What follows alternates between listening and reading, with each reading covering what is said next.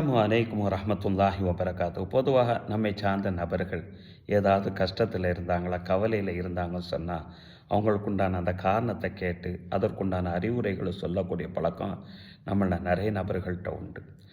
அந்த மாதிரி தான் நபிகள் நாயம் ஸல்லல்லாஹு அலைஹி வஸல்லம் ஒரு தோழருக்கு அறிவுரை சொல்கிறாங்க. இந்த ஹதீஸு சஹீஹுல் புகாரியில் பதிவு செய்யப்பட்டிருக்கு.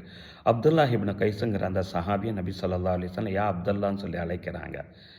அந்த சஹாபி சொல்கிறாங்க, கொல்த்து நான் சொன்னேன், லப்பைக்க யா ரசூலல்லாஹ், அல்லாஹ்வுடைய தூதரே, இதோ நான் வந்துவிட்டேன் என்று சொன்னதற்கு பின்னால் நபி ஸல்லல்லாஹு அலைஹி வஸல்லம் சொல்கிறாங்க, அலா அதுல்லுக பி கலிமத்தி மின் கன்சில் குனூசில் ஜன்னா, சொர்க்கத்தினுடைய பொக்கிஷங்களை ஒரு பொக்கிஷத்தை பற்றி நான் சொல்லி தரட்டுமா என நபி ஸல்லல்லாஹு அலைஹி வஸல்லம் கேட்கக்கூடிய அந்த நேரத்தில் குல்த்து நான் சொன்னேன், பலா யா ரசூலல்லாஹ், அவசியம் எனக்கு நீங்கள் சொல்லித்தாருங்கள், ஃபிதாக அபி வ உம்மி, என்னுடைய தாயும் என்னுடைய தந்தையும் உங்களுக்கு அர்ப்பணமாகட்டும் என்று சொன்னதற்கு பின்பாக நபி ஸல்லல்லாஹு அலைஹி வஸல்லம் சொல்கிறாங்க, லா ஹவுல வலா குவத்த இல்லா பில்லா, எந்த ஒரு செயலை செய்வதற்கும் எந்த ஒரு செயலின் பக்கம் திரும்புவதற்கும் நம்மள்ட்ட ஆற்றல் இல்லா பில்லா, அல்லாஹ்னுடைய உதவி கொண்டே தவிர.